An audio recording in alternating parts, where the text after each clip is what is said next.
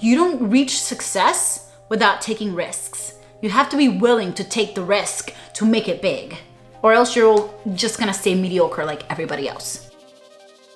Hello, beautifuls. My name is Giselle, co-host of the Strong Sunflowers podcast and founder of G is for Growth. And today we're gonna talk about tip number 3, which is failure rates to success, baby. You gotta fail often and fail fast. If that's something that you're interested in, make sure you subscribe and like this video. We talk all about personal development, growth mindset, travel, self-care, self-love. If that's what you're into, join the field. Let's get right into it. And I feel like before we start talking about failing our way to success, we gotta talk about that mindset, baby, because like we talked about, rule number 1, self-love. Baby, if you are trying to be successful in this life, you must not give a fuck what anybody has to say about you. Like, you have to be so sure in yourself that you can take the criticism. So many people don't want to do X, Y, and Z because they're scared or embarrassed of what so-and-so is gonna say, but it's something that they wanted to do for so long. Like, for example, this YouTube video. I've been wanting to do YouTube for the longest time, and I promise you, if this is something that you want to do, baby, you better have some tough skin because baby, they will come for you. I just had a guy comment on one of my videos saying, stop posting videos, you're annoying everybody. Okay. I had another guy call me a whale. Do I look like a whale? No, but I know this, so I'm unbothered. But for some, you see these negative comments, like people will say anything on the internet. You know, they Twitter with their Twitter fingers. They're just typing away, and don't let that deter you from doing the things that you love, for showing up. Because at the end of the day, the people that are behind those accounts with no names and no face, no case, baby, they ain't paying your bills, they ain't doing the work. Like Brene Brown says, like if you are not the one in the arena with mud in your face, blood, sweat, and tears, why the fuck you talking about section 3, talking about, she should have done this? Baby, why don't you come down here and do it? And it's so funny because we put ourselves in this like loop of like the shame and what people are gonna think. For example, I thought of like the people that want to lose weight and they refuse to go to the gym because they're ashamed of what other people are gonna think because they're heavier set and they don't want people looking at them at the gym. Baby, how are you gonna lose the weight if you don't take your ass to the gym to lose the weight? Like the fear of embarrassment, it's what's keeping you in this constant mediocrity. Like the fear of the shame and what they're gonna think, it's what's keeping you from maybe making that $1 million business, maybe starting that YouTube channel, that podcast. We really need to stop avoiding those hard, difficult conversations and that uncomfortable feeling. Teach yourself that being uncomfortable, when you feel uncomfortable doing something that you actually want to do, that's a good sign that you should do it. For me, every time I feel uncomfortable about doing something, whether it's a video, whether it's sharing my opinion, whether it's doing X, Y, and Z, oh my gosh, for the Strong Sunflowers podcast, we got to talk in front of like 800 kids in a school. That's crazy, you know? We had to do our Love Body retreat, just showing up authentically in front of people. Sometimes can be scary at the beginning, but baby, you just gotta show up. I remember when I was younger, I come from a Hispanic household, and you know, like every kid is like a little mini lottery. You know, it's like, is this the kid that's gonna make me a millionaire? So my mom would always try to put me in different things to make her money, obviously. And they put me in Barbizon modeling school. And I remember I loved taking pictures. I loved being in front of the camera, but I was super shy and super awkward when it came to like runway or just being in front of people in general. And I remember we did the last runway at the Barbizon modeling school, and my grandfather came up to me and he was like, the girl with the limp behind you did it better than you. And that was the motivation a girl needed. When I came back home, I was like, okay, Giselle, you feel uncomfortable with all these things for being in front of people. What are you gonna do to change it? I always talk to people and tell them like, okay, if you're not good at something, what are you gonna do to change it? Whether you have a problem. Falling into the victim mentality does not help anybody. If you failed at something and falling like, oh, poor me, oh my gosh, I can't, girl, shut it down.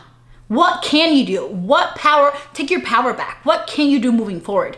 So I remember I came back to school and I applied to the school play. I applied to choir. I applied to all these things that required me to be on stage. And I remember I auditioned for Mulan, and of course I didn't get any of the major roles, but I did get one role, and it was one of those little people washing Mulan in the movie. And my line was like, "We'll have you wash and dry, primed and polished so you glow with pride. Trust the recipe for instant pride. We will bring honor to us all." I still remember, but I didn't even have that whole part. I had like one little line. And my grandpa came to the show, right? And he was like, "Girl, where were you? I did not see you at all." And I was like, "Grandpa, I had one line, baby. If you missed it, you missed it." Because that's all I had in the whole like 2-hour show. But I was so thankful for being able to get out of my comfort zone and literally pushing myself to be on stage, to be part of the choir. And then after those experience of like repetition, doing it over and over and over again. And maybe like I was considered a failure because it's not like I had major roles, but I was showing up. And it got to the point that like freshman year, sophomore year, baby, your girl was, okay, now I'm not in the back, I'm in the middle. And then after that, baby, I'm in the front. And then baby, give me a solo. I'm auditioning for solos. And now I have a YouTube channel, I have a podcast, I'm starting my own business. Baby, no one can tell me nothing. My name is Giselle motherfucking Herrera, and hello, how are ya?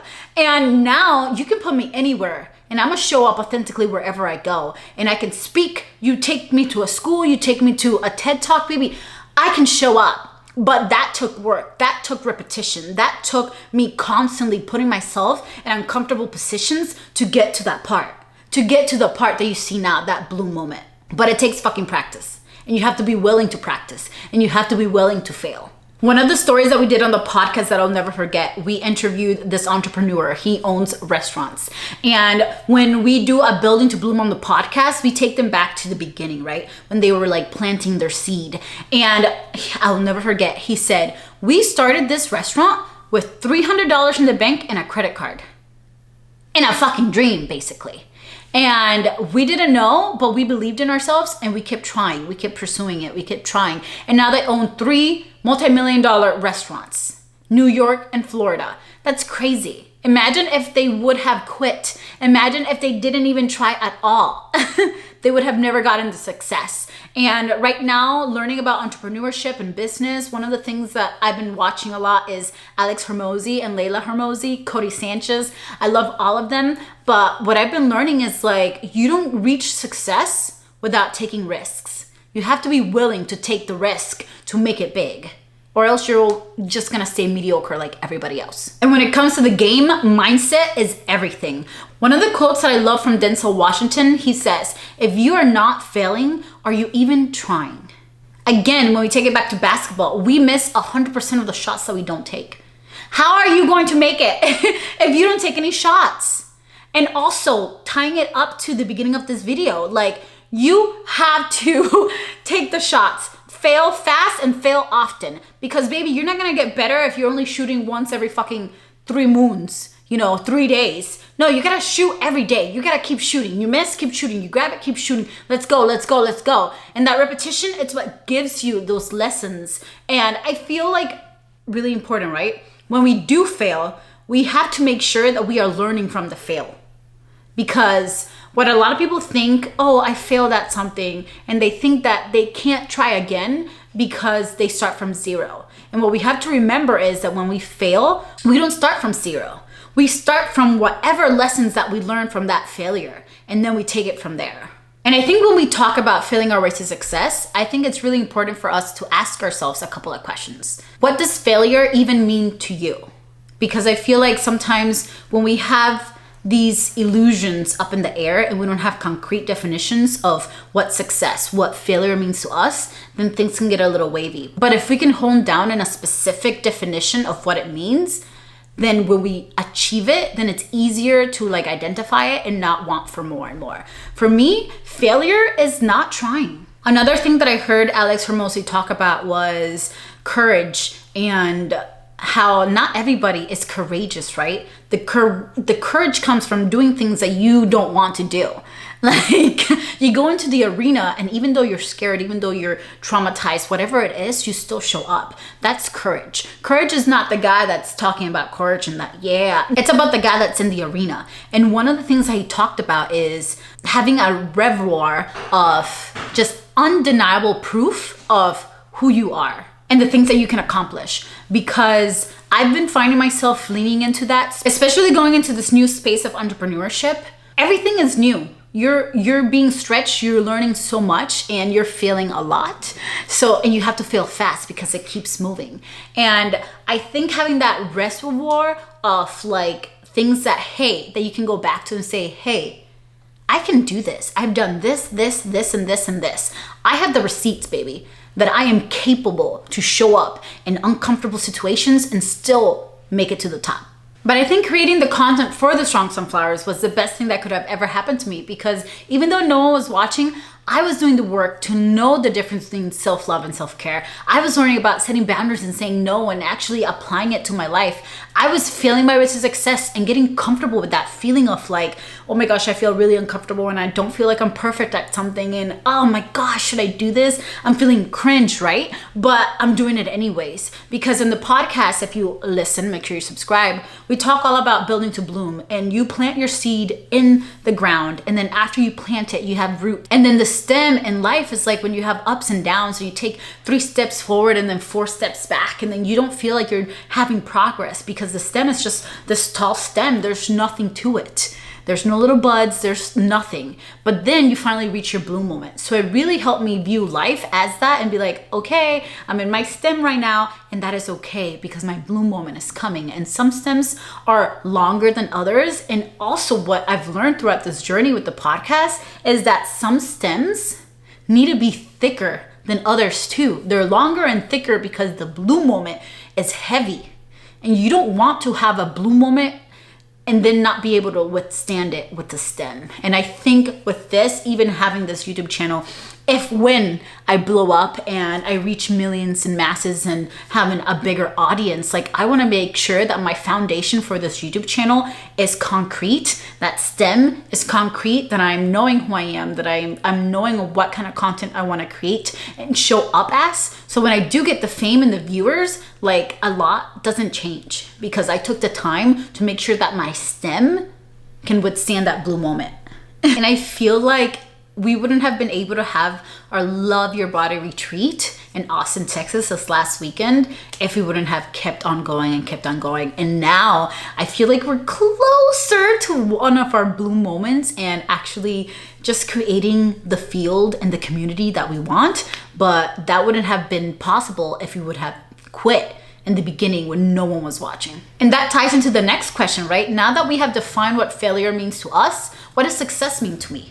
And I think success is sticking with something for the long haul in that stem process until you reach the bloom moment. And I want to make sure that I say this, even if the podcast doesn't amount to anything and no one continues to watch it and it doesn't become anything. I've learned so much, again, taking those lessons from the stem.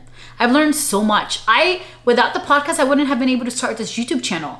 In the podcast, I learned how to edit. I learned how to be on camera. I learned how to talk on camera. I learned how to storytell. I learned behind the scenes and the tech and what it takes to create a platform. I wouldn't have learned that anywhere else. So I'm forever thankful that I took that part of the stem and I took lessons from it. And then that's the best part, right? That I was able to take lessons from it and apply it into different aspects of my life. And right now when I'm creating this app and doing the marketing for that, I am applying everything that I've learned through the podcast, through the YouTube channel, and through other people that I keep learning from. One of the quotes that I also read when we were doing this tip on The Strong Sunflowers is, if you're scared of losing, you have already lost. Because the loss is a result and the fear is the input. If we continue to put fear, of course we're gonna lose because we're not even trying. Because we're too scared to try because we might lose. But we have to change our mindset because baby, what if we win? What if this changes your whole fucking life? Changing that mindset should motivate you to try and fail and try and fail and try and fail every time. So far in this journey of my life, I've learned in experience that deciding to do the leap, the jump, it's one of the hardest parts, because once you do the leap and you get that recognition in the sense of like, oh, I did the leap and it wasn't as scary and it wasn't as hard. And even though it might have been as hard or maybe even harder than we thought it might be, like, damn, I still did it. Like, I didn't die. My whole life didn't fall apart. I did it. And then that should motivate you to do more leaps and bigger leaps at times, because you have this stack of undeniable proof that you have gone through hardship and you're still here. And once you realize that life can be whatever you make it, it's a game changer. So go out there and fail fast and fail often. And if you guys like this video, make sure that you subscribe. The next video coming up is gonna be all about tip number 4, which is all about asking for help. Because these two, baby, coupled together, because when we ask for help, we can catalyze getting to the goal faster, because now we're asking for help and we're also asking people that have been there before and can show us the way, so we don't have to fail as much. So if that's something you're interested in, make sure you stick around, watch the next video right over here. I love you guys, and I'll catch you guys in the next video. Bye.